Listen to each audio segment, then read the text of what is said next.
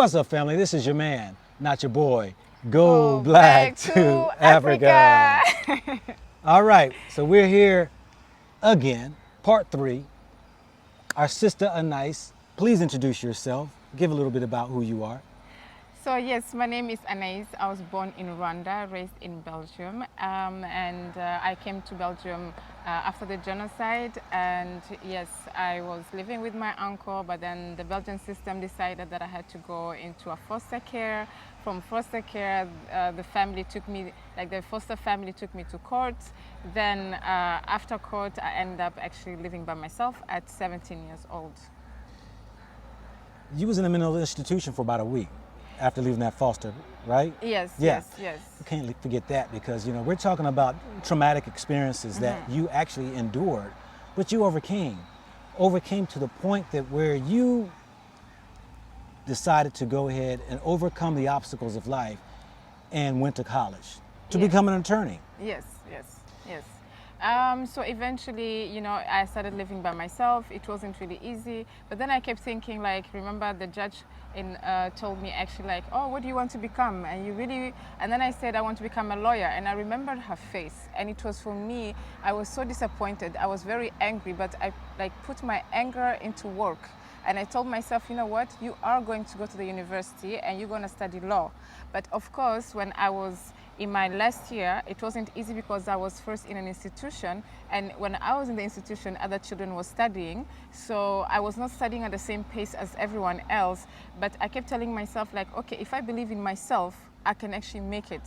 And when I graduated from middle school, my uncle actually came at my graduation, which was like a very positive experience for me. I was really happy. He was very proud.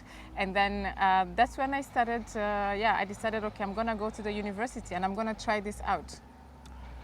You know, these thoughts that are going on in your mind all stem from your uncle putting this in you. Yes. About you're great. You should be, you know, going into these type of fields of work because you're smart and all these things here.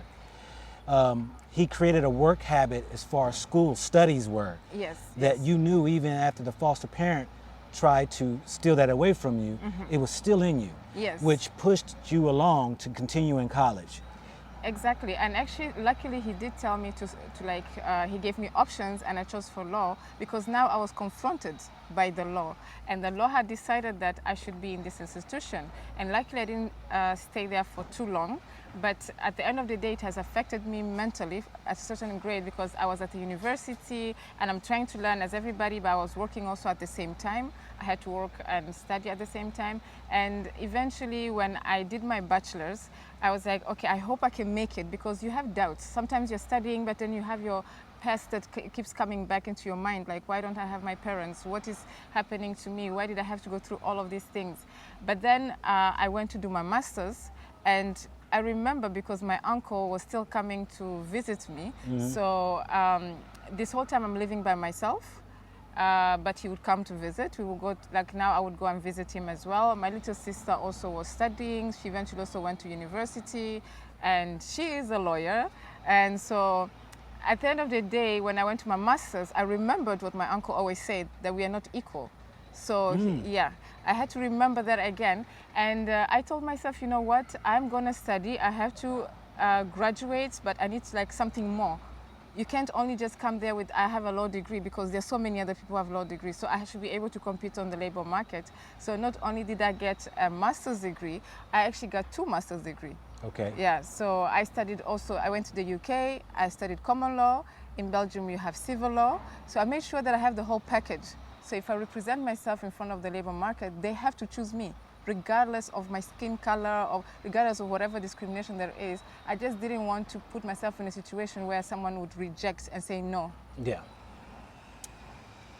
Yes, that's beautiful things your uncle shared with you, is that in the eyes sometimes of other people, you may not be looked upon as equal to them.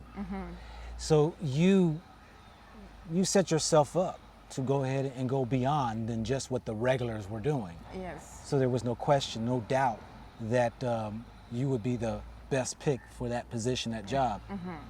Great thing. I would love to meet your uncle. Is he still with us today here on Yes, this earth? he's still there. Yes, yes. I would love to meet him. I would definitely love to meet him. Okay. People today have suffered so much. And I hear a lot of excuses, if you will, because of their traumatic experiences that they can't do it. They can't become what they want. They say they're poor, they don't have the money, they don't have the drive, the will. And there are those who say, you were fortunate, you were in Europe, you were in Africa. Do you think you have an advantage than other people? Do you think you would have been able to accomplish the very thing you did in Europe here if given opportunity in Africa? Actually, in Africa, I would accomplish more. Because when you are coming in, of course, because actually in Europe, you're one step back. You have to learn the language. You have to go through the culture shock. You have to go through so many things. And besides, you're not accepted anyway in the system. So now you have to literally prove yourself double before you can get the same opportunities. If I was in my country, if I'm here in Tanzania, I have more opportunities because I don't have to accomplish myself to feel I'm equal. You know, and one of the things that we teach our kids is that very thing is that you got to go further, work harder, twice as long. You got to get to work earlier. You got to leave work later. And we're teaching our kids there is an unequal sense of the matter when it comes to being in these Western worlds, Yes. which you're actually developing this inferior complex with your children. And it's not right, but then it's like you're trying to prepare them for this life. Yes, That yes. this is how you're perceived to be. And so we're continuously always trying to outdo, do better. And then when we're rejected, when we're kicked to the side, when we're fired from the job, then we're even that much more distraught because we feel that, you know, why weren't we received? Yes. And you went through that. Yes, I went through all of that, and I have to admit that it also depends on some people's character. Most of the time when someone tells me you can't do it, my mind goes on like maximum focus. Then You want to prove to them, yes, I can. Exactly, yeah. So I'm like, I can. If I want to, I can. And actually, to be honest, even at school, some teachers were telling me you cannot study law. Even when I was studying law, some teachers would be like, some people here are failing. I know I failed one exam, but I will succeed the rest. So eventually, to be honest, I think that when I went to study law, most professors thought she will never make it. She's studying and working at the same time. Her life is super hectic. But then when I graduated, my uncle was there again, but I didn't tell him anything. So there was like a really nice surprise for him because I even graduated with distinction, something that no one could have predicted because the odds were against me. And I have to admit that you have to be determined. You have to know that who you are within yourself. You need to know if someone is actually looking at you and competing against you, it's because you have something special. Yeah. Otherwise, why would someone fight so hard to keep you down? You know, I want to say this too to those who will watch this. I don't care if it's your mama, your daddy, your sister, your brother, your auntie, your uncle, your neighbor, your friend. Never let anybody tell you what you can and cannot do. Never let somebody tell you you can't do this or that, or you're doing too much, or, you know, this is too hard for you. People really want to push you out of where you should be when you already know where you should be. Exactly, exactly. And sometimes you will have your doubts because, yes, you can study and then things are not going well. You might even fail exams, but that's not the end of it. You determine how your life, eventually, if you believe in yourself, you're gonna get there. And I really believe that most of the time because you get like rejected, so your confidence gets low. So surround yourself at least with people who believe in you. Yeah. Try to find people because at the end of the day, the system is not gonna change. It's not going to change. Yeah, so I feel like what I did is to at least remain focused, determined, and I wanted to prove that judge wrong. So I wanted to literally, I had to graduate. There was no other way around it. Even if I would have graduated and decided to do something else, which I did actually, because once now I have my degrees, I thought by myself, I can become whatever I want. Yeah. Nothing tells me because I study law, I have to be a lawyer. So I even started working as a project manager at a bank. And I have to admit that was the first time I actually experienced racism now in a very direct way because in Europe, actually, racism is really subtle. But then at work, sometimes you have these colleagues who tell you straight away, like, yeah, what is this? What are these black people doing there? So it was the first time I heard that, and it kind of shocked me. And because I was a project manager, I was looking at it like, okay, you know what? I studied law. I need to become a legal counsel. I need to go in the direction that I studied, because then maybe I can say something. Yeah. Look for my video that I'm about to do here called When I Was a Coon. It's going to be a very good subject matter in how, you know, we think we don't perform at that level of being a coonism, if I like to call it, but we become a silent people when we see discrimination happen, when we see other people maybe of our color who is fired or who might be mistreated. Sometimes we go in silent mode because we're in fear to lose our own position, our jobs. And you saw that you were in a position you could not say much, but yet you wanted to go down that road of doing law so Yes. you can be the voice and speak out against these various things. That's interesting. But now, one thing that you shared was that when you did eventually get into law, how was that for you?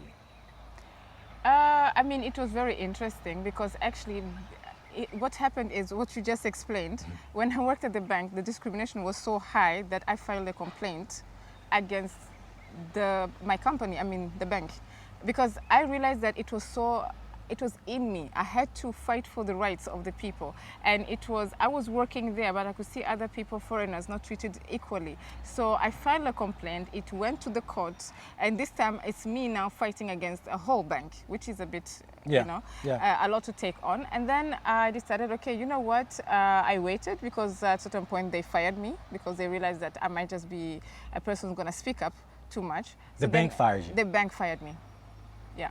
The bank fired me. This was my first job experience. And then I said, okay, you know what? Let me just be a legal counsel. I will work, and now I will have to defend companies. So I'm like, it's an in-house lawyer.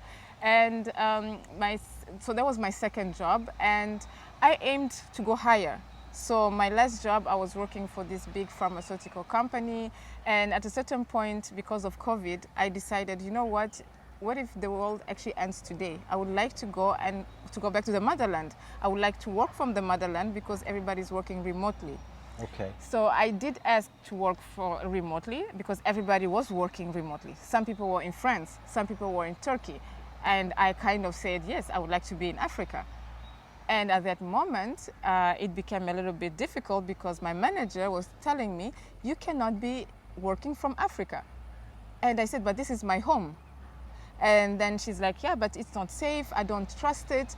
Eventually, it got to a point, yes, I had to defend now the fact that I was actually in a safe place. She doesn't trust Africa. She doesn't trust Africa. She mentioned that it wasn't a safe place. I found myself now defending myself legally, explaining that I was not in any harm ways. And yes, what happened after is actually she announced to me that I had to come back home because I was in Tanzania at a certain point, and she said, you need to come back to Belgium. And I went back to Belgium, and then I got fired. Yeah. You know, that's the second time you've been fired. Yes. You know what's so interesting? There's so many stories like this that very few people are willing to come on camera and talk about. I meet these people all the time who's come to Africa, got tired of some of these Western worlds, and was like, I had enough of it. I'm coming to motherland, and I'm just going to live the rest of my life in peace. Yes. And even though I try to capture some of these stories, even they still have the fear. This is the indoctrination that, you know, when you get into the promised land, people still are afraid to speak out. Exactly. This is how deep this whole fear goes. And so, you know, you encountered being fired twice. You achieved what you were wanting to do, still couldn't find a peace in the job that you were doing because you were so busy battling those who want to try to either keep you from practicing in a country when everybody's working remotely. In the country, they feel as though they're not safe. Or as the bank, you recognize there was some discriminating practices going on and you want to speak out. And of course, then you were the so-called example they would use against anybody else who would rise up and wanted to speak out against the practice. They decided to get rid of you. Yes. That this is where we are. So now, you're here in Africa. Yes. Where do you go from here? Actually, I have to admit that, yes, after getting fired, I just said, you know what? In life, you have to believe in what you, like, if you have a dream, you have to dream big enough. And if it scares people, that's their problem, it's not yours. So once I got fired, I just decided to come back to Tanzania, where they actually considered it wasn't safe. And yes, I have tried to understand the culture. I have visited different properties, because for me, I'm still a legal person. So I came here, I was like, okay, what if people have issues or to come here, because a lot of people are afraid to come to Africa to take the big step, because they don't know, like, how am I going to get there? What is going to happen to me? And I realized that, okay, let me do the steps. Let me come here, try to stay long enough to understand what are the culture differences, what may be the financial situation when you're here and you don't have a job, or when you're here you're working remotely, how does it function? So that's what I've been doing for the moment, and maybe the future project that might come, we might discuss it. Yes, so you've been just basically kind of like, you know, scoping out the area, kind of getting a feel of the economy, the society, the people, so that you can kind of position yourself, set yourself up to where you can even create a business. yes, exactly. To do, and using it in the confines of maybe being a still attorney, Yes, being a representative for people and stuff like that. yes, yes. Okay, okay. What are your feelings towards Belgium? My feelings towards Belgium, I think that regardless of the people who tried, who were actually not supportive, I have to admit that I just decided to, certain people are not in my close circle, and I think that's very important. I have a lot of foreign, I mean, my friends are not black only. I have like Iranian friends, I have people from different countries, because we all understand each other. I think that when you're young, sometimes you have like, I had more Belgian friends, because at a certain point, children are just children, but then you grow up, you try to find yourself, you try to find someone who understands you, who understands your struggle, and then you look at yourself and you find yourself, yeah, your friends are actually foreigners. Yeah. Yeah, and that's also my biggest support group. And I have to admit, I hate the fact that Belgium places children who are orphans in institution or in foster care, because they don't even check up to know how is the child doing. There are so many other children who didn't actually make it. Yeah, yeah. Yeah, so for that, I feel like they should at least manage the follow-up, at least figure out, if you think it's a better future for them to be in a foster care, then check out to see if they're really happy in that foster care. Are they succeeding in their school? Talk to them. What are their dreams? At the end of the day, even when I came here to Tanzania, I did visit orphanages, I went to schools, and I was motivating children, because I want them to know, yes, you're studying here in Tanzania, maybe you're dreaming to go to Europe, but Europe is not roses, it's not paradise. So whatever you want to achieve in Europe, you can actually achieve here in Africa. I hope many people are listening to that message, because so many people are wanting to get to Europe, get to America, and thinking that only thing they think about is money, money, Yeah. money, money. They don't think about the problems that exist, that like you experience. Exactly. Those struggles that you have to go through. And, you know, sometimes we have to remove ourselves from the mindset of money and see, where can I live with the most peace? Yes. Because I still say Africa, you know, people been around in Africa for tens of hundreds of thousands of years. And we just know how to live a life that really not filled with a lot of stressors like we do over in the West. Exactly. Of constant every day wondering how you're going to make it, how you're going to pay bills, you know, where's your next dollar going to come from. Exactly. You know, people don't know about that. So we appreciate you sharing that. You know, I thank you for these videos that we've done, because you're a young, bright young lady, you know, beautifully, spiritually, beyond just on the exterior physically side, you know, and I know that you're going to always succeed because you have that spirit within you. You know, most people we find that have a struggle is because their spirits are low. Yeah. Can you end our conversation, this dialogue that we're having, to speak to the people in which you found how to keep your spirits up? How were you able to keep your spirits up in your lowest moments of life? Yes. So if there's any young people, anybody actually watching this, Yeah. I think that, it's very important to dream. I think that most people actually, they live so much in the misery and the present. And if you don't dream of better days and you don't have anything in your vision board, it's going to be very difficult. So at my lowest moments, most of the times, I'm a very spiritual person. I do pray. But when I'm praying, I also know that God is not going to help me if I don't do anything. So I know that I have to put in the work. And you need your confidence. Your confidence has to stay up. If you don't have your confidence up, then at least surround yourself with people who can support you. I think having a good support system is very important. I also think people should follow Go Black to Africa, because this is how I ended up here in Tanzania. I saw his video and I said, what is this guy doing? Like, how come he's in Tanzania? And I was so intrigued. So I was so happy to meet you because, yes, I have to admit, because we need more people to come and talk about Africa, because then you can bring more awareness on the other side. And there's a thing in Europe that people are having burnouts. This discrimination is there, yes, but you have the bills, you have the burnouts. People are mentally exhausted. So I feel like you need to have something to look out for. If you're afraid to come to Africa, contact Go Black to Africa. You can reach him. He will give you the insightful information that you need. And come and visit. We are here. We are all here. We are all brothers and sisters. Yes, yes. Nicely said. I like that. Well, family, this is just another story of another one of our diasporans who came back to the motherland, and she's trying to figure out where her next chapter of life is going to be. Sometimes, when we coming from Western worlds, it takes time to detox, cleanse. A lot of these minds, these old schools of thoughts that have been put into us with the fears of Africa, like the person who said they don't trust Africa. These stereotypes that are so much in us, thinking that people are dangerous and, swinging from tree branch to tree branch, or tribal wars, a disease-infested continent of Africa. We have to really, before coming to the motherland, really find ourselves first. Yes. And when you find that African within you, then it sets you on the journey. Because now you're not coming with these mindsets of how you would expect Africa to be, but yet allowing Africa to teach you and to embrace you to get back into the fold of things.